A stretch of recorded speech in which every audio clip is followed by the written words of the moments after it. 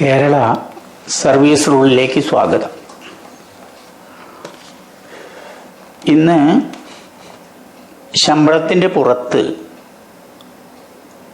മറ്റു തരത്തിൽ എലിജിബിലിറ്റി ഉണ്ടെങ്കിൽ കിട്ടാവുന്ന 5 ഇനങ്ങളെ പറ്റിയാണ് പറയുന്നത്. അതിൽ ഒന്നാമത്തെ ഇനം, അതിൻ്റെ സോഴ്സുകൾ മനസ്സിലാക്കിയാൽ, ഒന്ന് ജനറൽ റവന്യൂ, അത് ബഡ്ജറ്റിൽ ഇൻക്ലൂഡ് ചെയ്യുന്നവ. 2 അതർ ദൻ ജനറൽ റവന്യൂ, അതായത് government controlled corporation, boards, farms എന്നിവയിൽ നിന്നുള്ളവ. അവരുടെ ബഡ്ജറ്റ് തന്നെയായിരിക്കും അവർക്ക്. ഒരു കൂട്ടം ഗവൺമെൻറ് ജീവനക്കാരെ അവരുടെ ശമ്പളത്തിന് ജോലിക്ക് പുറമെ മറ്റൊരു ഡ്യൂട്ടിക്ക് അപ്പോയിൻമെൻറ്റ് ചെയ്താൽ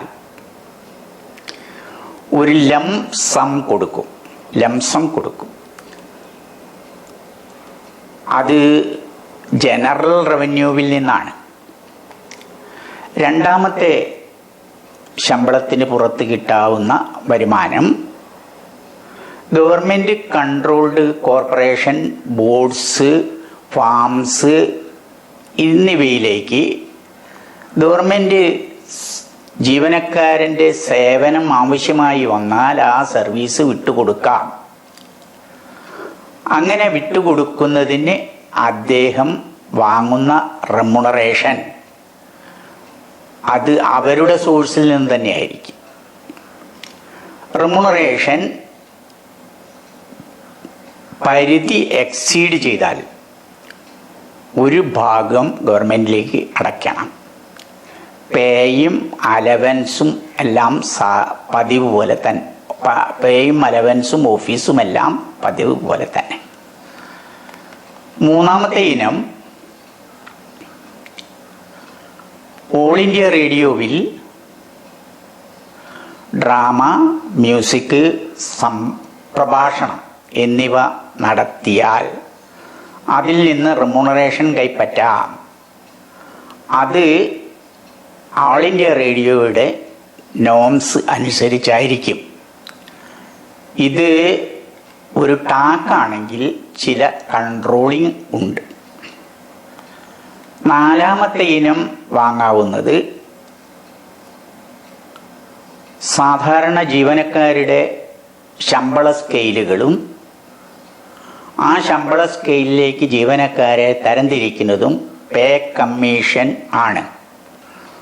ഇത് അവരുടെ വർക്കും ക്വാളിഫിക്കേഷനും കണക്കിലെടുത്തുകൊണ്ടാണ്.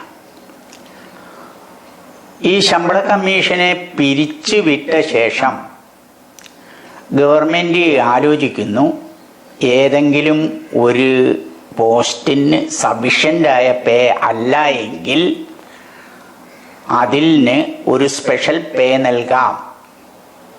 ഇപ്പോൾ അതിനെ സ്പെഷ്യൽ അലവൻസ് എന്നാണ് പറയുന്നത്. അത് അവർക്ക് അടുത്ത പേ റിവിഷൻ വരെ അനുവദിക്കാം. അഞ്ചാമത്തെ ഇനം ശമ്പളത്തിന് പുറമെ വാങ്ങാവുന്നത് അയാളുടെ പോസ്റ്റിന് പുറത്ത് ഒരു ഹയർ പോസ്റ്റിൻ്റെ ചാർജ് വഹിക്കുക, സെയിം കേഡറിൽ തന്നെ.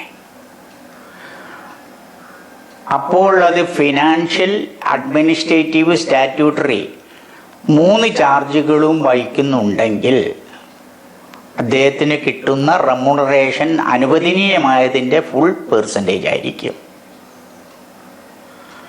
എന്നാൽ കറന്റ് ഡ്യൂട്ടീസ് മാത്രമാണ് വഹിക്കുന്നതിൽ എങ്കിൽ അനുവദനീയമായ ഫുൾ പെർസെൻറ്റേജിൻ്റെ നേർപകുതി ലഭിക്കും. മറ്റ് സാഹചര്യങ്ങൾ അനുകൂലമാണെങ്കിൽ അർഹതയുണ്ടാവാം. നെക്സ്റ്റ് മീറ്റിംഗ്, സബ്ജക്റ്റ് നഷ്ടം നികത്താൻ 6 വരവിനങ്ങൾ.